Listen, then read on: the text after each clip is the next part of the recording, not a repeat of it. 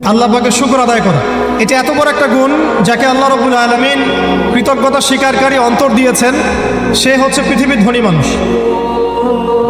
চলতে ফিরতে উঠতে বসতে সবসময় আমরা আল্লাহ পাকের নিয়ামতগুলো স্মরণ করব এবং সবসময় বলতে থাকবো আলহামদুলিল্লাহ, বলতে থাকবো আলহামদুলিল্লাহ। আল্লাহুম্মা লাকাল হামদ হামদান কাসীরান তাইয়িবান মুবারাকান ফীহি কামা ইয়ানবাগী লিজালালি ওয়াজহিক ওয়া আযীমি সুলতানিক। আল্লাহ পাকের শুকরিয়া যে যত বেশি আদায় করবে, আল্লাহ পাক বলেছেন লা ইন শাকারতুম লা আযীদান্নাকুম, তোমরা আমার শুকরিয়া আদায় করো আমি তোমাদের প্রতি আমার নিয়ামতকে বাড়াই দেব। ওয়া লা ইন কাফারতুম ইন্না আযাবি লাশাদীদ, তোমরা যদি আমার অকৃতজ্ঞ হও জেনে রাখো আমার আযাব বড়ই কঠিন। তো উস্তাদগণ লিখেছেন একজন তালেবে ইলমে অবশ্যই শুকর গুজার অন্তর থাকতে হবে। আমাদের উলামায়ে কেরাম করে কথাটা বারবার বলেন যে কলবুন শাকির, শুকর গুজার কৃতজ্ঞতা স্বীকারকারী একটা অন্তর থাকতে হবে। সবসময় চিন্তা করবো আমাকে আল্লাহ কি দিয়েছেন, এটা চিন্তা করবো না আমাকে আল্লাহ কি দেন নাই। আল্লাহ পাক আমাকে সুস্থ রেখেছেন, নিরাপত্তা দিয়েছেন, আমি খাচ্ছি পান করছি, এই যে নিয়ামত আল্লাহ পাকের যে অগণিত নিয়ামত, এটাকে স্মরণ করা এবং সে অনুযায়ী শুকরিয়া আদায় করা। আল্লাহ পাক সবাইকে শুকরিয়া আদায় করার তৌফিক দান করেন। এই যে চারটা ওজিফার কথা বলা হচ্ছে, এটা কিন্তু থানভীর রহমতুল্লাহি আলাইহি তার যে খলিফা ডক্টর আব্দুল হাই মোহাম্মদ আরেফি রহমতুল্লাহি আলাইহি তাকে দিয়েছিলেন, তিনি তার ছাত্রদেরকে দিয়েছিলেন। এটা আপনারা তাসাউফ আত্মশুদ্ধি বইয়ের মধ্যে পাবেন। তো দ্বিতীয় এখানে যে বিষয়টা বলা হয়েছে সেটা হলো সবর করা। জ্ঞান অর্জন করতে হলেও সবর করতে হবে, আল্লাহকে পেতে হলেও সবর করতে হবে, দাওয়াত ও তাবলীগেও সফর করতে হবে, জিহাদের মাঠেও সবর করতে হবে। আমাদের ব্যক্তি জীবনে সবর থাকে, পারিবারিক জীবনে সবর, ব্যবসায় সবর, চাকরিতে সবর। যেটাই আমার মর্জির খেলাফ হচ্ছে তখনই সবর করতে হয়। আর এটা একটু কঠিন, এই কারণে আল্লাহ রাব্বুল আলামিন সবরের সাথে মাইয়াতের ঘোষণা দিয়েছেন। যে ব্যক্তি সবর করবে আল্লাহ তার সাথে থাকবেন ইনশাআল্লাহ। এই জন্য আল্লাহ পাক বলেছেন ইন্নাল্লাহা মাআস সাবিরিন, সবরকারীদের সাথে আল্লাহ পাক আছেন। এটা কঠিন, এই কারণে যখন মর্জির খেলাফ কোনো কিছু হবে তখন আমাদের আলেমগণ বলেন সবসময় পড়তে থাকা যে ইন্না লিল্লাহি ওয়া ইন্না ইলাইহি রাজিউন। এটা মাইয়াতের সাথে খাস দোয়া নয়, এটা শুধু মৃত্যুর সাথে খাস কোনো দোয়া নয়, এটা যখনই সবরের হালত আসবে তখনই পড়তে হয় ইন্না লিল্লাহি ওয়া ইন্না ইলাইহি রাজিউন। কারণ উলাইকা আলাইহিম সালাওয়াতুম মির রাব্বিহিম ওয়া রাহমা ওয়া উলাইকা হুমুল মুহতাদুন, এটা হেদায়েত পাওয়ার মাধ্যমও বটে এবং তাদের সাথে আল্লাহ পাকের রহমত আছে। তো শুকর গুজার অন্তর এবং সবরকারী অন্তর আল্লাহ পাক সবাইকে নসিব করেন, আমিন। 3 নম্বরে উস্তাদগণ বলেছেন তওবা, বেশি বেশি তওবা করতে বলা হয়েছে। চলতে ফিরতে উঠতে বসতে সবসময় আমরা আস্তাগফিরুল্লাহ ওয়া আতুবু ইলাইহি পড়ার অভ্যাস করি। যে যত বেশি তওবা করবে তার হৃদয় তত পরিচ্ছন্ন হবে, গুনাহ মাফ হবে। পরিচ্ছন্ন কলবের মধ্যেই আল্লাহ পাকের নূর এবং মারিফত নাজিল হবে ইনশাআল্লাহ। অপরিচ্ছন্ন কলবের মধ্যে কিন্তু আল্লাহর নূর নাজিল হয় না। তাই উলামায়ে কেরাম বারবার অন্তত দিনে 100 বার আস্তাগফিরুল্লাহ ওয়া আতুবু ইলাইহি পড়তে বলেন। আল্লাহ পাক আমাদের সবাইকে পড়ার তৌফিক দান করেন। আর 4 নাম্বার যেটা এই কিতাবে এসেছে সেটা হচ্ছে ইস্তেআযা, অর্থাৎ ভবিষ্যতের কোনো বিষয়ের জন্য আমাদের যদি আশঙ্কা সৃষ্টি হয়, না জানি এটা আমার উপর বিপদ আসবে কিনা, ভয়, আশঙ্কা, আতঙ্ক, এই বিষয়গুলো যদি আমাদের ভিতরে আসে, অর্থাৎ ভবিষ্যৎ নিয়ে কোনো শঙ্কা, তখন বেশি বেশি আল্লাহর কাছে আশ্রয় প্রার্থনা করতে বলা হয়েছে। আউযু বিল্লাহ, আউযু বিল্লাহ, অথবা আউযু বিকালিমাতিল্লাহি তাম্মাতি মিন শাররি মা খালাক, অথবা আউযু বিল্লাহি মিনাশ শাইতানির রাজীম, আউযু বিল্লাহিস সামিউল আলীম মিনাশ শাইতানির রাজীম মিন নাফখিহি ওয়া নাফসিহি ওয়া হামজিহি। একবার আমার মনে আছে যে একটা জটিল মাসালা নিয়ে আমরা আমাদের মোহতারাম খতিব সাহেব বাইতুল মুকাররমের বর্তমান খতিব সাহেব তার দ্বারস্থ হয়েছিলাম। একটা মুশকিলা দেখা দিয়েছে, একটা দোয়া শিখিয়ে দেন যে দোয়া আমল করলে ইনশাআল্লাহ এটা চলে যাবে। তা আমাকে তিনি পার্সোনালি বলেছিলেন যে এই দোয়াটা যেটা আমি এখন শিখিয়ে দিচ্ছি আপনাকে, এই দোয়াটা জিবরাইল আলাইহিস সালাম রাসূলুল্লাহ সাল্লাল্লাহু আলাইহি ওয়াসাল্লামকে শিখিয়ে দিয়েছিলেন এবং রাসূলুল্লাহ সাল্লাল্লাহু আলাইহি ওয়াসাল্লাম এই দোয়াটা খালিদ বিন ওয়ালিদ রাদিয়াল্লাহু আনহুকে শিখিয়ে দিয়েছিলেন। তো শোনার এবং শেখার খুব আগ্রহ ছিল, তা আমি লিখে নিচ্ছিলাম এবং নোট করছিলাম। এই দোয়াটা যদি আপনারা পড়তে পারেন, ভবিষ্যতের যে কোনো শঙ্কা, আশঙ্কা, বিপদ আপদ, বালা মুসিবত, এই বিষয়গুলোর ব্যাপারে আল্লাহর পক্ষ থেকে একটা সাকিন এবং সুকুন হৃদয় নাজিল হবে ইনশাআল্লাহ। একটু বড়, যেহেতু এখানে তালেব ইলমগণ অনেক, তারা তো শুনলেই মুখস্থ করতে পারবেন, তাই আমি নোট করে আনছি। এবং জ্ঞান তো লুকিয়ে রেখেও লাভ নাই, প্রচার করলেই লাভ। আপনারা আমল করলে আমি নাকি পাবো ইনশাআল্লাহ। তো এই দোয়াটা হচ্ছে আউযু বিকালিমাতিল্লাহি তাম্মাতিল্লাতি লা ইউজাবিজুহুন্না বাররুন ওয়ালা ফাজির মিন শাররি মা খালাকা ওয়া যারআ ওয়া বারআ ومن شر ما ينزل من السماء وما يعرج فيها ومن شر ما ذرأ في الأرض وما يخرج منها ومن شر فتن الليل والنهار ومن شر طوارق الليل إلا طارقا يطرق بخير يا رحمن। এই দোয়াটার উপর আমল করতে থাকেন, দেখেন ভবিষ্যতের আশঙ্কা দূর হয়ে যাবে ইনশাআল্লাহ। আল্লাহ পাক আমাদের সবাইকে 4টা গুণ হাসিল করার তৌফিক দান করেন। এইগুলি লম্বা কথা বলা যায়, সংক্ষিপ্ত করে বললাম যে আল্লাহ পাক আমাদেরকে জীবনের উদ্দেশ্যটাকে ফিক্স করার তৌফিক দান করেন, যে আমরা পৃথিবীতে এসেছি আল্লাহর ইবাদত করতে এবং তার দিন কায়েম করতে। এবং এই মিশনে আমাদের প্রথম দরকার হচ্ছে দ্বীনি ইলম অর্জন করা, এবং এটা একটা লম্বা সিলসিলা, এই ব্যাপারে তাড়াহুড়ো না করা।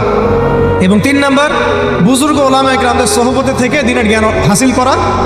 এতে করে জ্ঞানের সাথে সাথে আধ্যাত্মিকত্ব হাসিল হবে ইনশাআল্লাহ। আর আধ্যাত্মিকত্ব হাসিল না হলে বাইরের চোখ দিয়ে যদি আমরা দেখি, তাহলে এই বিশ্বটাকে চিনতে, বুঝতে এবং সমাধান বের করতে আমরা বেগ পাবো। এবং কোনো কোনো ক্ষেত্রে আমরা সত্যকে মিথ্যা মনে করতে পারি, মিথ্যাকে সত্য মনে করতে পারি। আল্লাহ পাক আমাদের খিদির আলাইহিস সালামের দৃষ্টিভঙ্গি দান করেন, আমিন। আর 4 নাম্বার, প্রত্যেক তালেব ইলমের এবং যারা আল্লাহর পথের সেনানী হতে চান, হতে চাই, আমরা মুজাহিদ হতে চাই, মুবাল্লিগ হতে চাই, মুহাদ্দিস হতে চাই, বা দ্বীনের পথে আমরা শহীদ হতে চাই, এই তামান্না যাদের আছে তাদেরকে এই 4টা গুণ হাসিল করতেই হবে। আল্লাহ পাক তৌফিক দান করেন। 1 নাম্বার শুকর, 2 নাম্বার সবর, 3 নাম্বার তাওবা এবং 4 নাম্বার ইস্তেআযা বা আশ্রয় প্রার্থনা। আবার বলছি, 1 নাম্বার শুকর, বেশি বেশি শুকরিয়া আদায় করা, 2 নাম্বার সবর করা, 3 নাম্বার হচ্ছে পূর্বের পাপের জন্য তওবা করা, এবং যখনই পাপ হবে তখনই তওবা করা। ওলামা ইকরামগণ বলেন যে সকাল সন্ধ্যায় সাইয়্যিদুল ইস্তিগফার কখনো না ছাড়া, সকাল সন্ধ্যা সাইয়্যিদুল ইস্তিগফার কোনো অবস্থায় যেন না ছাড়া। এটা নিশ্চয়ই আপনাদের মুখস্থ আছে। আল্লাহুম্মা আনতা রাব্বি লা ইলাহা ইল্লা আনতা খালাকতানি আনা আবদুক ওয়া আনা আলা আহদিকা ওয়া ওয়া'দিক মাসতাতা'তু আউযু বিকা মিন শাররি মা সানা'তু আবু'ু লাকা বিনি'মাতিকা আলাইয়া ওয়া আবু'ু বিযানবি ফাগফির লি ফাইন্নাহু লা ইয়াগফিরু যুনুবা ইল্লা আনতা। এই দোয়াটা কখনো না ছাড়া। এবং যখন পূর্বের কোনো পাপের কথা মনে হয় যে এতদিন আগে আমার একটা পাপ হয়ে গিয়েছিল, মনটা একটু খারাপ হতে পারে, চোখে পানি আসতে পারে, ইমিডিয়েটলি পড়তে বলা হচ্ছে আস্তাগফিরুল্লাহ ওয়া আতুবু ইলাইহি, আস্তাগফিরুল্লাহ ওয়া আতুবু ইলাইহি। আল্লাহ পাক সবাইকে খাস তওবা করার তৌফিক দান করেন। এবং 4 নাম্বার হচ্ছে আমাদের জন্য জরুরি, সেটা হলো ইস্তেআযা বা আল্লাহ পাকের কাছে আশ্রয় প্রার্থনা করা।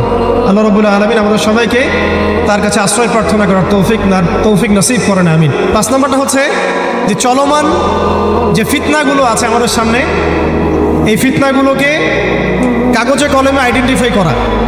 আমি সহজ করে দিই আপনাদের জন্য। আমাদের সামনে ফিতনাগুলো কয়েকটা ক্ষেত্রে বিভক্ত। একটা হচ্ছে ব্যক্তিগত ক্ষেত্রে ফিতনা, একটা হলো আমাদের শিক্ষা ক্ষেত্রের ফিতনা, একটা হলো আমাদের অর্থনৈতিক ক্ষেত্রের ফিতনা, একটা হলো সাংস্কৃতিক ক্ষেত্রের ফিতনা, একটা পারিবারিক ক্ষেত্রে এবং একটা রাষ্ট্রীয় ক্ষেত্রে, এবং এর চেয়ে বড় পরিসরে আছে বৈশ্বিক ক্ষেত্রে কিছু ফিতনা।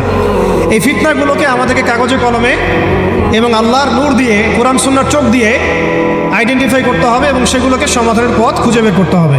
আল্লাহ পাক আমাদের সবাইকে তৌফিক দান করেন, আমিন। আমাদের যে গন্তব্য, যে আমরা চাই আল্লাহর জমিনে দিন কায়েম হোক, এই গন্তব্যে ইস্তেকামা ধরে রাখা বা ধারাবাহিকতা বজায় রাখা। এমন যেন না হয় যে আমাদের কিছুদিনের কাজ খুব গতিসম্পন্ন হচ্ছে এবং বাকি কাজ মন্থর হচ্ছে, এমনটা যেন না হয়। সিরাতের সুন্নতে নবী সাল্লাল্লাহু আলাইহি ওয়াসাল্লাম যেভাবে দীর্ঘ 23 বছর তার দাওয়াত এবং জিহাদের মিশন চালিয়েছেন, এইভাবে আমরা যেন আমাদের এই গন্তব্যটাকে হাসিল করতে পারি এবং সবর বজায় রাখি, ইস্তেকামা ধরে রাখি, আধ্যাত্মিকতা ধরে রাখি এবং যা জানি তার উপর আমল করার চেষ্টা করি, সুন্নাহ ভিত্তিক জীবনযাপন করার চেষ্টা করি। আল্লাহ পাক সবাইকে তৌফিক দান করেন, আমিন। যদি রিজিকটা আমাদের হালাল না হয়, তাহলে এই যে এত বড় বড় কথা বলছি বা এত বড় স্বপ্ন দেখছি, এগুলো কিন্তু ভাই আসলে বাস্তবায়ন করা খুব কঠিন হবে। কোনো কোনো ক্ষেত্রে হয়তো সম্ভবও হবে না। ইন্নাল্লাহা তাইয়্যিব লা ইয়াকবালু ইল্লা তাইয়্যিব। আল্লাহ পাক পবিত্র, তিনি পবিত্র ছাড়া কিছু কবুল করেন না। আর এখন রিজিকের মধ্যে যত ফিতনা, সুদের ফিতনা আছে, ঘুষের ফিতনা, দুর্নীতির ফিতনা, কাগজের টাকার হারামের কিছু ফিতনা চলে আসছে এর ভিতরেও, ক্রিপ্টোকারেন্সির ফিতনা আসতেছে সামনে। এছাড়া আছে আমাদের মার্কেটের সিন্ডিকেট, পণ্য মজুত করা, বাপে কম দেয়া, মানে হারাম খাওয়ার যতগুলো অপশন আছে, আমার মনে হয় এই জামানায়, এই যুগে এটা সবচেয়ে বেশি উন্মুক্ত আমাদের সামনে। তো হারাম খাওয়া সহজ, হালালে চলা একটু কঠিন, তবে হালাল খাওয়াটা অসম্ভব নয়। আল্লাহ পাক সূরা তালাকের মধ্যে বলেছেন, ওয়া মান ইয়াত্তাকিল্লাহ ইয়াজআল লাহু মাখরাজা। যে ব্যক্তি আল্লাহকে ভয় করে, আল্লাহ পাক তার জন্য রাস্তা বের করে দেন। ওয়ারযুকহু মিন হাইসু লা ইয়াহতাসিব, এবং এমন উৎস থেকে আল্লাহ পাক তাকে রিজিক দেন যা সে কখনো কল্পনাও করে নাই। আল্লাহ পাক আমাদের সবাইকে হালাল খাবার তৌফিক দান করেন, আমিন। প্রত্যেককে কমপক্ষে পার্ট টাইম দাওয়াতের কাজ করতে হবে। দাওয়াত এবং তাবলীগের কাজটা এটা এখন আমভাবে সকলের উপর বর্তিয়ে গিয়েছে। এটা ব্যাপারটা এমন নয় যে ওলামায়ে কেরামগণ দাওয়াতের কথা বলবেন, তাবলীগের কথা বলবেন, আমাদের উপর কোনো জিম্মেদারি নাই। ব্যাপারটা কিন্তু এমন নয়। আমাদের প্রত্যেককে সৎ কাজে আদেশ করতে হবে, অসৎ কাজে নিষেধ করতে হবে। এবং আপনারা তো সবাই জানেন, হুযায়ফা রাদিয়াল্লাহু আনহু থেকে যে হাদিসটা বর্ণিত হয়েছে সহিহ মুসলিম শরীফে এসেছে, যে যদি আমরা সৎ কাজে আদেশ না করি, অসৎ কাজে নিষেধ না করি, তাহলে আল্লাহর পক্ষ থেকে বিপদ আপদ, বালা মুসিবত, গজব আসবে। এই সময় ওই কম দোয়া করবে, কিন্তু এই দোয়া আল্লাহর দরবারে কবুল হবে না। তাই আল্লাহ রাব্বুল আলামিন আমাদের সবাইকে সৎ কাজে আদেশ করার তৌফিক দান করেন, অসৎ কাজে নিষেধ করার তৌফিক দান করেন, হালাল খাওয়ার তৌফিক দান করেন, এবং দাওয়াত ও তাবলীগের সবাইকে এই মেহনতে যুক্ত থাকার তৌফিক দান করেন। প্রথম আমাদেরকে আমাদের জীবনের উদ্দেশ্যটাকে ফিক্স করতে হবে। আমরা এই পৃথিবীতে কি উদ্দেশ্যে এসেছি, এই উদ্দেশ্যটাকে বোঝা এবং সেই অনুযায়ী আমল করা, এটা হলো আমাদের জীবনের প্রথম কাজ। উপস্থিত তারুণ্যের প্রতি আমার প্রথম আজকের নসিহত, যে আমরা যেন আমাদের জীবনের লক্ষ্য এবং উদ্দেশ্যটাকে উপলব্ধি করতে সক্ষম হই। আল্লাহ পাক সবাইকে তৌফিক দান করে দেন। এ বিষয়ে দুটো কথা আলোচ করতে চাই। একটা তো আল্লাহ পাক সূরাতুজ যারিয়াতের মধ্যে বলেছেন, বা'দা আউযু বিল্লাহি মিনাশ শাইতানির রাজীম, ওয়া মা খালাকতুল জিন্না ওয়াল ইনসা ইল্লা লিয়াবুদুন। আমি জিন জাতি এবং মানব জাতিকে শুধুমাত্র আমার ইবাদত করার জন্যই সৃষ্টি করেছি। তো এখান থেকে আমরা বুঝতে পারছি যে এই পৃথিবীতে আল্লাহ পাক আমাদেরকে পাঠিয়েছেন শুধুমাত্র তার ইবাদত করার জন্যই। আর এটা আল্লাহ পাকের অনেক বড় দয়া যে আল্লাহ রাব্বুল আলামিন আমাদের ব্যক্তিগত কাজ, অর্থনৈতিক কাজ, আমাদের ব্যবসা বাণিজ্য, পরিবার, স্ত্রী সন্তান, মুআমালাত, মুআশারাত, এগুলোকে ইবাদতের মধ্যে অন্তর্ভুক্ত করেছেন যদি আমরা কয়েকটা শর্ত পূরণ করতে পারি। কাজগুলো যদি আল্লাহ পাকের সন্তুষ্টির জন্য হয় এবং রাসূল সাল্লাল্লাহু আলাইহি ওয়াসাল্লামের তরিকা মোতাবেক হয়, এবং রিজিক যদি হালাল হয়, ইনশাআল্লাহ তাআলা স্ত্রীর মুখে অন্ন তুলে দেওয়াও নেকির কাজ বলে গণ্য হবে ইনশাআল্লাহ। তো এই পৃথিবীতে এসেছি আমরা দুটো উদ্দেশ্য নিয়ে। একটা হলো আল্লাহ রাব্বুল আলামিনের ইবাদত করা, যেমনটা আমরা বললাম, ওয়া মা খালাকতুল জিন্না ওয়াল ইনসা ইল্লা লিয়াবুদুন। আরেকটা উদ্দেশ্য আছে আমাদের পৃথিবীতে আসার, সেটা হচ্ছে আল্লাহ রাব্বুল আলামিনের জমিনে আল্লাহ পাকের দ্বীনটাকে কায়েম করা বা বাস্তবায়ন করার চেষ্টা করা। এই ব্যাপারে আল্লাহ পাক আমাদেরকে স্পষ্ট আদেশ দিয়েছেন।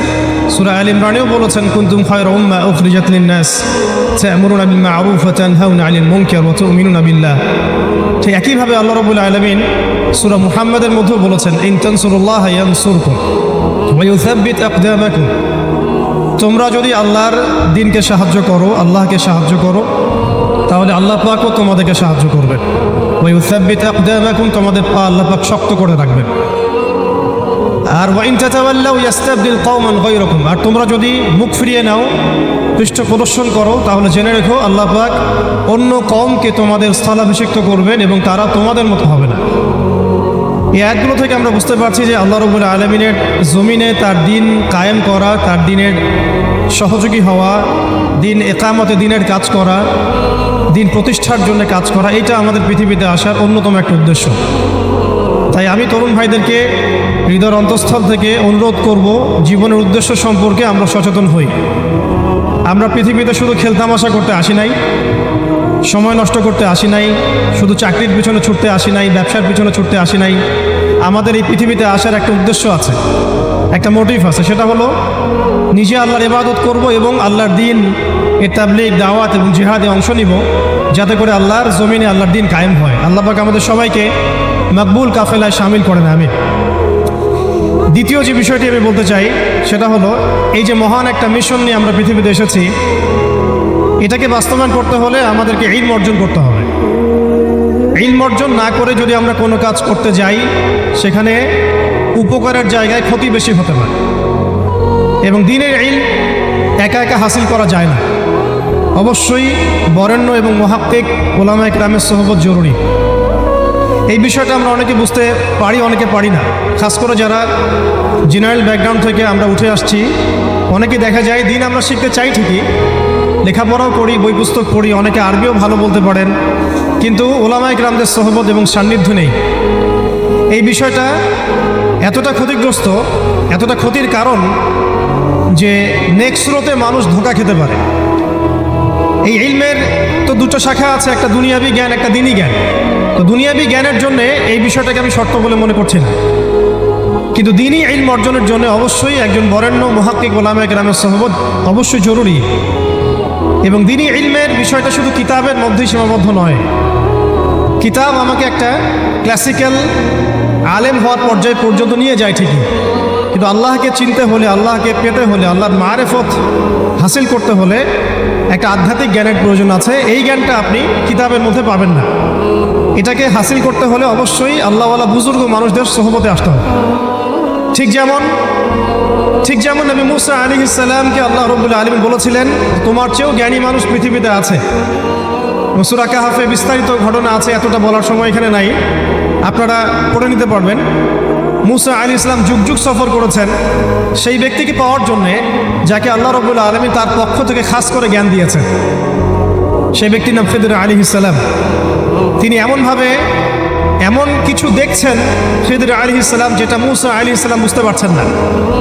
মুসা আলাইহিস সালাম নবী হওয়ার পরে বুঝতে পারছিলেন না কেন নৌকা ফুটা করা হচ্ছে, কেনই বা বাচ্চাটা করা হলো, আর কেনই বা দেয়ালকে নির্মাণ করা হলো।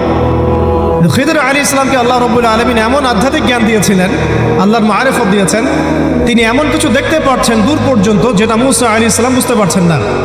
হাদিসের মধ্যে তো এটাও এসেছে, সেদিন যদি মুসা আলাইহিস সালাম এত প্রশ্ন না করতেন তাহলে হয়তো আরও অনেক জ্ঞান জানা যেত। কামা ক্বালা আলাইহিস সালাম। এই কারণে আমি তরুণ প্রজন্মকে নসিহত করতে চাই, দ্বীনি ইলম অর্জন করছি, মাশাআল্লাহ, বই পুস্তক করছি, অনেকে অনেক প্রতিষ্ঠানেও করছেন, তবে অবশ্যই মাথার উপরে মুরব্বী ওলামায়ে কেরামদেরকে রাখতে হবে। এটা ব্যতীত যদি আমরা দ্বীনের কাজ করতে চাই, কথা বলতে চাই, বা দ্বীনের কোনো দাওয়াত তাবলীগ বা বিষয়ে আমরা ফিকির করি, সেখানে আমরা নিজেরাও বিভ্রান্ত হতে পারি, মানুষকে বিভ্রান্ত করতে পারি। তাই এটা হচ্ছে আমার দ্বিতীয় নসিহা আমাদের তরুণ ভাইদের প্রতি। আল্লাহ পাক আমরা সবাইকে বরেণ্য ওলামায়ে কেরামদের সোহবত নসিব করেন, আমিন। আমরা এখন অনেকেই অনলাইন কেন্দ্রিক চিন্তাভাবনা করি, অনলাইনে কে কত ভাইরাল, কার কত ভিউজ বেশি হয়, হ্যাঁ, কার ফ্যান ফলোয়ার্স কত বেশি, এগুলো আমাদের কাছে এখন হকের মানদণ্ড হয়ে গেছে, অনেকের কাছে, সবার কাছে নয়। তো এটা একটা মুসিবত, এটা খাসারা। মনে রাখবেন, বরেণ্য ওলামায়ে কেরাম এবং আল্লাহর ওলিগণ নিজেদেরকে এত জাহির করেন না, তারা নিজেদেরকে লুকিয়ে রাখতে চান, তারা ইজহার করা পছন্দ করেন না, তারা হক এবং বাতিলের মধ্যে মিশ্রণ ঘটান না, তারা হক এবং বাতিলকে স্পষ্ট করে দেন। তারা পৃথিবীতে মাজলুম হন, নিভৃতচারী হন, তাদের অবস্থা তো এমন হয় যে তারা দিনের বেলার ভোরসাওয়া, রাতের বেলার দরবেশ। তো এই ব্যাপারে ইমাম মালিক রহমতুল্লাহ আলাইহির একটা কওল আছে, জ্ঞান কারো কাছে আসে না, জ্ঞানের কাছে যেতে হয়। তাই আমাদেরকেও সেই রকম বুজুর্গ আলেমকে খুঁজে বের করতে হবে। এমন নয় যে আপনার ঘর পর্যন্ত তিনি হেঁটে আসবেন, এমনটা নাও হতে পারে। তা আল্লাহ পাক আমাদের সবাইকে জ্ঞানের কাছে যাওয়ার তৌফিক দান করেন, আমিন। এরপরে আসি যে এই জীবনের উদ্দেশ্যটাকে ফিক্স করা এবং জ্ঞান অর্জনের যে এই সিলসিলা, এটা একটা লম্বা সিলসিলা। জ্ঞান অর্জনের ক্ষেত্রে তাড়াহুড়া করা যাবে না যে আমি 5 বছরের মধ্যে আলেম হয়ে যাব, 10 বছরের মধ্যে আমি মুফতি হয়ে যাব, এইভাবে চিন্তা করা যাবে না। আমাদেরকে সারা জীবন তালেব ইলম হয়ে থাকতে হবে এবং জ্ঞান অর্জনের এই যে ক্রমবর্ধমান একটা সিলসিলা, এখানে সবরের পরিচয় দিতে হবে। এই ব্যাপারে আমি একটা কোটেশন নোট করে আনছি। আমাদের শ্রদ্ধেয় আলেম, বরেণ্য আলেম আল্লামা তাকি উসমানী সাহেবের যে কিতাব আছে তাসাউফ এবং আত্মশুদ্ধি, এই কিতাবের মধ্যেও পাওয়া যায়, এবং তার ভাই রফি ওসমানী সাহেবের একটা কিতাব আছে, সেখানেও এই কথাটা, একই কথাই আছে যে একজন তালেব ইলমকে বা একজন আল্লাহকে চাহানেওয়ালা একজন ব্যক্তিকে এই 4টা গুণ হাসিল করতে হবে। জীবনের উদ্দেশ্য ঠিক করার পরে যখন আমরা ইলম অর্জন করতে যাব, তখন এই 4টা গুণ হাসিল করার চেষ্টা করবো ইনশাআল্লাহ। আল্লাহ পাক সবাইকে তৌফিক দান করেন। প্রথম গুণটা হচ্ছে শুকর। আর সর্বশেষ যে কথাটা বলতে চাই সেটা হলো এই দিন কায়েমের যে স্বপ্ন, এই স্বপ্নে আমাদের সবার দাওয়াতের সাথে জিহাদের তামান্না থাকতে হবে, শাহাদাতের মৌতের তামান্না থাকতে হবে। আমি আবারও রিপিট করছি, এই মিশনে আমাদের সবাইকে দাওয়াত এবং তাবলীগের সাথে জিহাদের তামান্না এবং শাহাদাতের তামান্না থাকতে হবে। হাদিসে স্পষ্ট এসেছে, যে ব্যক্তি জিহাদ করে না বা জিহাদের আকাঙ্ক্ষাও করে না, যে ব্যক্তি জিহাদ করে না এবং জিহাদের আকাঙ্ক্ষাও কখনো করে না, সে ব্যক্তি যেন মুনাফিকের মৃত্যুর একটা শাখার উপর মৃত্যুবরণ করল।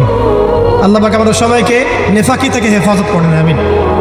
সম্মানিত উপস্থিতি এবং আমার সামনে উপবিষ্ট তরুণ প্রজন্মের দিনী ভাইরা, এই 10টা কাজ যদি আমরা করতে পারি, আমরা আশা করি এই 10টা কাজের সমন্বয় হলে আস্তে আস্তে হলেও আমরা ইনশাআল্লাহ তাআলা অচিরেই বাংলার জমিনে পরিপূর্ণ দিন কায়েম বলতে আমরা যা বুঝি, আল্লাহর জমিনে আল্লাহর দিন প্রতিষ্ঠা এবং শরিয়া বিধান প্রতিষ্ঠা, এটা কোনো অসম্ভব বিষয় নয় এবং এটা কোনো সময় সাপেক্ষ বিষয় হবে না ইনশাআল্লাহ। আল্লাহ পাক আমাদের সবাইকে 10টা কাজ করার তৌফিক দান করেন। পিতামাতার খেদমত করে দোয়া করেন, দোয়া কবুল হবে ইনশাআল্লাহ। এখন তো পিতামাতার খেদমত মানুষ করতে চায় না। এটা সেই যুগ যে যুগে পিতামাতার সাথে দাস দাসীর মতো আচরণ করা হয়।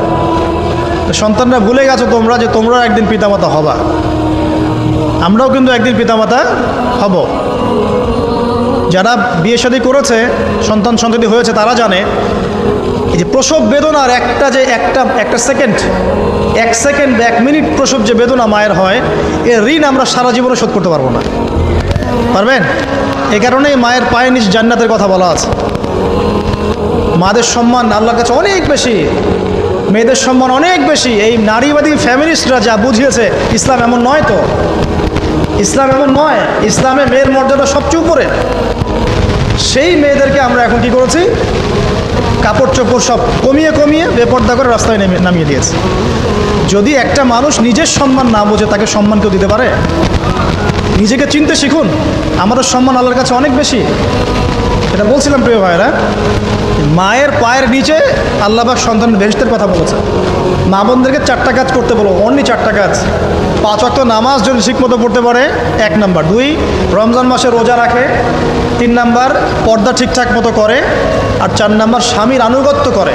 ইনশাআল্লাহ জান্নাতের যে কোনো দরজা দিয়ে ইচ্ছা প্রবেশ করতে পারবে ইনশাআল্লাহ। এখানে স্বামীর আনুগত্যের কথা বলেছি, স্বামীর দাসত্বের কথা বলি না। আনুগত্য দাসত্ব এক জিনিস না। আনুগত্য মানে কি? আনুগত্য মানে আপনি স্বামীর যে কোনো ভালো কাজে আপনি তাকে সায় দিবেন, আনুগত্য। নামাজ পড়তে বলেছে, নামাজ পড়তে হবে। পর্দা করতে বলেছে, আপনি পর্দা করবেন। বেপর্দায় যাবেন, আপনি যাবেন না। এটা আনুগত্য। দাসত্ব কি? দাসত্ব হচ্ছে যে সে ভালো মন্দ যাই বলুক আপনি শুনছেন, এটা দাসত্ব। এটা করবেন না। মা বোনরা 4টা কাজ বাসায় গিয়ে আবার শুনিয়ে দিবেন। নবীজি বলেছেন 4টা কাজ কোনো মেয়ে করলে জান্নাতের যে কোনো দরজা দিয়ে ইচ্ছা প্রবেশ করতে পারবে। 1 নাম্বার, 5 ওয়াক্ত সালাত। 2 নাম্বার, রমজান মাসের সওম রোজা।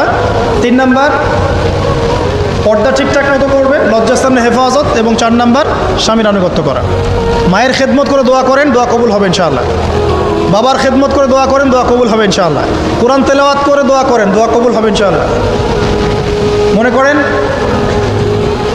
শেষ রাতে উঠেছেন, মানে শেষ রাত বলতে বোঝাচ্ছি এই ধরেন যে 2টার পর থেকে, এখন 2টা 2:30টার পর থেকে নিয়ে ফজর পর্যন্ত শেষ রাতে উঠেছেন। এই সময় আপনি যা দোয়া করবেন ইনশাআল্লাহ কবুল হবে। হ্যাঁ, বলতে বাধ্য হচ্ছি, এখনকার তরুণ সমাজ ওই 2টা 2:30টার দিকে ওই যে কার কার খেলা থাকে, ওই খেলাগুলো দেখার জন্য ওঠে, তাহাজ্জুদ পড়ার জন্য উঠতে পারে না। অথচ আল্লাহ পাক বলছেন কি, যে শেষ রাতে আল্লাহ পাক প্রথম আসমানে নেমে আসেন এবং আহ্বান করেন, কে আছো আমার কাছে কিছু চাইবে আমি দিব, কে আছো আমার কাছে রিজিক চাইবে দিব, কে আছো আমাকে ডাকবে আমি তোমার ডাকে সাড়া দিব, কে আছো আমার কাছে ক্ষমা চাইবে আমি তোমাকে ক্ষমা করে দিই। প্রিয় যুবক ভাইরা, আল্লাহকে মূল্যায়ন করতে শিখুন। এই সময়গুলোতে দোয়া করলে ইনশাআল্লাহ তাআলা আপনার দোয়া কবুল হবে ইনশাআল্লাহ। সবচেয়ে ইম্পর্টেন্ট হচ্ছে এটা, যেটা আমরা প্রত্যেক দিন পড়ি, প্রায় 17 রাকাত নামাজ পড়ি আমরা, ফরজ নামাজ। শুধু ফরজ নামাজের কথাই বলছি। এখানে আপনি 34টা সেজদা করেন। 17 রাকাত ফরজ, 34টা সেজদা করেন। প্রত্যেক সেজদায় যদি একটা করে দোয়া করতে পারেন ইনশাআল্লাহ আল্লাহ আপনার দোয়া কবুল। দোয়া কবুল করার কিছু জায়গা বলে দিলাম। বেশি বেশি দোয়া করতে হবে। আমরা উম্মার অবস্থাগুলোকে বুঝতে শিখব। এখানে এই 3 ব্যক্তি, এটা বলে আমি শেষের দিকে যাচ্ছি, একটু ধৈর্য ধরেন। এই 3 ব্যক্তি পড়ে গেছে গুহার মধ্যে। আমি বলছিলাম জেনা ছেড়ে দিলে তোমার দোয়া আল্লাহ পাক ডাইরেক্ট কবুল করবে ইনশাআল্লাহ। কীভাবে? এই দলিল দিচ্ছিলাম যে তারা বলছে আমাদের তো আমাদের নেক আমল যা আছে এটা দিয়ে দোয়া করতে হবে, কোনো অপশন তো নাই বের হওয়ার। একজন বলছে যে আল্লাহ, আমি আমার পিতামাতার খেদমত করতাম, মাকে দুধ পান না করিয়ে কখনো দুধ পান করি নাই। আল্লাহ, এই কাজটা যদি তোমার কাছে ভালো লেগে থাকে আজকে আমাকে এই বিপদ থেকে উদ্ধার করো। এই দোয়া করার সাথে সাথেই এই গুহা থেকে পাথরটা একটু সরে গেল এভাবে। আর জড়বস্তু আল্লাহ পাকের হুকুম মানে, আল্লাহ পাকের হুকুম মানে না, খালি দুইটা শ্রেণীর মানুষ, এক হচ্ছে মানুষ আর একটা জিন জাতি। এই পুরো প্রকৃতি আল্লাহ পাকের হুকুম মেনে চলে। আর জড় বলতে আসলে কিছু নাই, যদি আমি বোঝানোর জন্য জড় বলেছি, আল্লাহ পাকের হুকুমে সব কিছু জীবন্ত। এই যে মাটিতে আমরা বসে আছি না এখন, এই মাটি কিয়ামতের মাঠে সাক্ষী দিবে যে এখানে মাহফিল হয়েছিল। হ্যাঁ, ওইখানে বসে তুমি টিকটক করেছো, লেকচার শুনো নাই ভালো করে। একটা মাহফিলে যাচ্ছিলাম, দেখলাম যে এখন স্টেজে উঠি নাই, ওই সুযোগে দেখলাম যুব সমাজ রাস্তার পাশে দাঁড়িয়ে সিগারেট খাচ্ছে, ব্রেক নিচ্ছে আগে, চা সিগারেটের ব্রেক। হুজুর আসলে আলোচনা শুনবো। এখানে এসে যদি আমরা মানে কোরআন সুন্নাহর বাইরে কোনো কাজ করি, এই মাটি আবার সাক্ষী দিবে। এটা দলিল কোথায় আছে? সূরা জিলজাল পড়ে দেখবেন। সূরা জিলজালের মধ্যে দলিল আছে যে আল্লাহ পাকের হুকুমে এই জমিন কথা বলবে ইনশাআল্লাহ, আল্লাহ পাক হুকুম করলে। জি, তো একটু সরে গেল ওই পাথর, তারপরের ব্যক্তি দোয়া করছে, আল্লাহ আমার একজন কাজের লোক ছিল, সেই কাজের লোক কিছু টাকা পেত, টাকা না নিয়ে বেচারা চলে গেছে, আমি ওই টাকা দিয়ে কিছু পশু কিনেছি, এই পশুগুলো কিনে আমি পালন করেছি, অনেক দিন পর সেই ব্যক্তি এসেছে আমার টাকা দাও। তখন আমি বলেছিলাম যে এই যতগুলো পশু দেখছো সব তোমার। সেই লোক বলছে, আমার সাথে কি ঠাট্টা করছো? বলছে, না ঠাট্টা করছি না, তোমার টাকা দিয়ে আমি পশু কিনেছিলাম, এই প্রজনন হতে হতে হতে আজকে এতগুলো হয়েছে, সব তোমার, নিয়ে যাও। আল্লাহ কলিজা দেখেন, আসলে দান করার জন্য কলিজা লাগে, টাকা লাগে না। আল্লাহর পথে দান করার জন্যে কলিজা লাগে, টাকা লাগে না। আর কিছু মনে করবেন না, আমি বিভিন্ন মাহফিলে যাচ্ছি, একটা কমন দৃশ্য দেখি এই কালেকশনের। আমার জানা নাই যে এভাবে নাম লিখিয়ে কোনো কালেকশন নবীর যুগ থেকে হয়েছে, আমার জানা নেই। বরং কতটুক দিয়েছে এটা গোপন রাখলেই ভালো। কে দিয়েছে, কত দিয়েছে জানানোর কোনো দরকার নাই, দিয়েছে নিয়ে চলে আসবেন, শেষ। আমরা কাকে সন্তুষ্ট করার জন্য দেই? আল্লাহ জানলেই তো যথেষ্ট। কি দরকার জনগণ জানতেই হবে আমি 5,000 টাকা দিয়েছি? এতে আমার লাভটা কি? নেকি উল্টারও কমে গেল। উল্টা 7 শ্রেণীর মানুষ, একটা হাদিস আছে, 7 শ্রেণীর মানুষ কিয়ামতের মাঠে আরশের ছায়া পাবে। কিসের ছায়া পাবে? আরশের ছায়া, যে ছায়া ছাড়া কোনো ছায়া থাকবে না। ওর মধ্যে এক শ্রেণী হচ্ছে ওই ব্যক্তি যে এত গোপনে দান করে, তার বাম হাত জানে না ডান হাত কি দান করছে। এই ব্যক্তি আরশের ছায়া পাবে ইনশাআল্লাহ। তো দুনিয়াজুর উদ্দেশ্য থাকে, নাম প্রকাশ করা, জাহির করার উদ্দেশ্য থাকে, বা যদি এমন হয় যে এখানে লৌকিকতা উদ্দেশ্য থাকে, নেকি নষ্ট হয়ে যেতে পারে, সুযোগ আছে, চান্স আছে। তো এই ট্রেডিশনগুলো বন্ধ করলে মনে হয় ভালো হয়। এটা আমার পরামর্শ, বাকি এটা বিবেচনা আপনাদের। আর এই ব্যক্তি বলছে আমি এই সব কিছু দান করে দিয়েছি। দেখেন, দান করতে কি লাগে? কলিজা লাগে, টাকা লাগে না কিন্তু। আসলে দান করতে কলিজা লাগে। অনেক রিক্সাওয়ালাকে দেখেছে আমরা, 100 টাকা দান করে দিল, মসজিদের জন্য দান চাচ্ছে, 100 টাকা দান করে দিল। আর অনেক দেখবেন বিত্তশালী, ঢাকা শহরে যাচ্ছি বনানী গুলশান দিয়ে, দান করতে চাইলে 2 টাকা দিচ্ছে, 5 টাকা দিচ্ছে, এমন হয় না? দান করতে কলিজা লাগে। আর একটা কথা মনে রাখবেন, আপনি যত দান করবেন আল্লাহ আপনাকে তত বেশি দিবেন ইনশাআল্লাহ। আল্লাহ পাকের খাজানা যে এত প্রচুর, আপনি দান করলে কমে যাবে এই চিন্তাই করবেন না কখনো। তবে সবচেয়ে সেরা দান কোনটা জানেন? আপনার প্রয়োজন আছে এখন, এই প্রয়োজনের সময় দানটা হচ্ছে সেরা দান। এবং সবচেয়ে উত্তম খরচ কোনটা? সবচেয়ে উত্তম খরচ হচ্ছে আপনার পরিবারের পিছনে খরচ। আপনার পরিবারের পিছনে খরচটা আপনার সবচেয়ে শ্রেষ্ঠ খরচ। আর দান করে মধ্যম পন্থায়, এমন হবে না যে নিঃস্ব হয়ে গেলেন দান করে একদম, আবার এমন না যে কৃপণতা প্রদর্শন হচ্ছে, এমনও না। মধ্যম পন্থায় দান খয়রাত করবে ইনশাআল্লাহ। আর কিয়ামতের মাঠে মানুষ তার দানের ছায়ায় থাকবে ইনশাআল্লাহ। যে যত দান করবে ওই ছায়ার নিচে সে থাকবে। এই ব্যক্তি সব দান করে দিয়েছিল, যাও সব গরু ছাগল তোমার। তৃতীয় ব্যক্তি, পাথর সরে গেল একটু, তৃতীয় ব্যক্তি, যুবক তোমাকে বলছি ভাই, তৃতীয় ব্যক্তি আল্লাহর কাছে বলছে, আল্লাহ আমার একজন সুন্দরী চাচাতো বোন ছিল, আছে না তোমাদের কাজিন, এবং তাকে আমি খুব ভালোবাসতাম। ওই যে এখন বয়ফ্রেন্ড গার্লফ্রেন্ড ফ্রি মিক্সিং, যেটা খুব ভালোবাসতাম। তো তাকে আমি পেতে চাইতাম, তাই আমি তাকে অফার করি। সে বলে যে না, আমাকে 100 স্বর্ণ মুদ্রা না দিলে আমি রাজি না। 100 স্বর্ণ মুদ্রা। এই মেয়ের অবশ্য অনেক ডিমান্ড ছিল, তাহলে বোঝা গেল 100 স্বর্ণ মুদ্রা মানে অনেক। জানেন, এখন তো দেখা যায় 1500 টাকা 2000 টাকা দিয়ে মেয়ে তার ইজ্জত বিক্রি করে ফেলছে। 100 স্বর্ণ মুদ্রা, আর কাউকে কিছু দেওয়াই লাগে না, এমনি বিক্রি করে ফেলে। কত প্রশ্ন, কত যে প্রশ্ন আসে আমাদের কাছে, যে ভাই বা হুজুর বা ভাইয়া ওস্তাদ কত জীবনে এক পর্যায়ে ভুল করেছি, এরকম জেনায় লিপ্ত হয়ে গিয়েছিলাম, প্রেম করেছি ইত্যাদি, আমি কী করবো, আমার কি ভালো হওয়ার রাস্তা আছে কি না, বা আমি তওবা করে ফিরে আসছি, আমি কি এখন বিয়ে করতে পারবো কি না, প্রশ্নের শেষ নাই। বেশিরভাগ প্রশ্ন এরকমই আসে এখন। আরেকটা বেশি বেশি প্রশ্ন আসে, ভাই ওস্তাদ হুজুর আমার স্বামী পরকীয়া আসক্ত, আমার স্বামী পরকীয়া আসক্ত, আমাকে দেখে না, এই হয় সে, এইগুলো প্রশ্ন বেশি। পারিবারিক জেনা কেন্দ্রিক যত প্রশ্ন আসে, অন্য কোনো কেন্দ্রিক প্রশ্ন এত আসে না। মানে এই যুগটা কি হয়েছে, মানে মানুষকে জেনা উন্মুক্ত করে দিয়েছে একেবারে। একদম স্কুল লাইফ থেকে শুরু হবে বয়ফ্রেন্ড গার্লফ্রেন্ড ফ্রি মিক্সিং, এই বন্ধু বন্ধু পড়তে পড়তেই জেনা হয়ে যায়, কলেজ লাইফে গিয়ে আরও বড় জেনা, ইউনিভার্সিটিতে গেলে তো আর কোনো পাত্তাই নাই। ইউনিভার্সিটির খুব কম ছেলে পাবেন সিগারেট খায় না, এবং খুব কম ছেলে মেয়ে পাবেন যারা এই অবৈধ প্রেম করছেন, খুব কম। এটাকে আমরা প্রমোট করছি আবার। বিশ্বাস করেন শুধুমাত্র সরাসরি সেক্সুয়াল সম্পর্কটাই জেনা নয়, এই মিক্সিংটাও জেনা আল্লাহ পাক বলেছেন। এবং এতে করে আমাদের যুব সমাজে অধঃপতনটা হয়েছে, এটা অন্য কোনোভাবে হয় নাই। কারণ সূরা আলে ইমরান পড়ে দেখবেন আল্লাহ পাক বলছেন যুয়িনা লিন-নাস হুব্বুশ শাহওয়াতি মিনান নিসা, মেয়েদের মধ্যে ছেলেদের জন্য সবচেয়ে বেশি শাহওয়াত আছে, শাহওয়াত খায়েশাত, এটা সবচেয়ে বেশি আকর্ষণ করে ছেলেদের। সমাজের কাঠামো ভেঙে যাচ্ছে তো, সমাজের কাঠামো ভেঙে। আমরা তো বাইরে ভালো মানুষের লেবাস পরে আছি, দেখবেন বহু পরিবারে পরকীয়া চলছে, আপনি জানেন না, ভিতরে ভিতরে ভিতরে ভিতরে। আমরা তো লজ্জা এগুলো বলি না, চোখ লজ্জায় বলি না, চলছে এগুলো এখন কমন হয়ে গেছে। ফ্যাশন শোর নামে, বিউটি কন্টেস্টের নামে, এই সেই, মানে অশ্লীলতাকে প্রমোট করা হচ্ছে চতুর্দিক থেকে। রেপ ধর্ষণ দিন দিন বাড়ছে আর বাড়ছে, বাচ্চা কাচ্চা ছোটো ছোটো বাচ্চা মেয়ে পর্যন্ত রেহাই পাচ্ছে না। এই কয়দিন আগে একটা মেয়েকে কত পিস পিস করে ভাসিয়ে দিয়েছে একেবারে, দেখেন নাই? কোথায় আছেন? সমাজটা কোথায় গেছে? আমরা ভালো মানুষের মুখ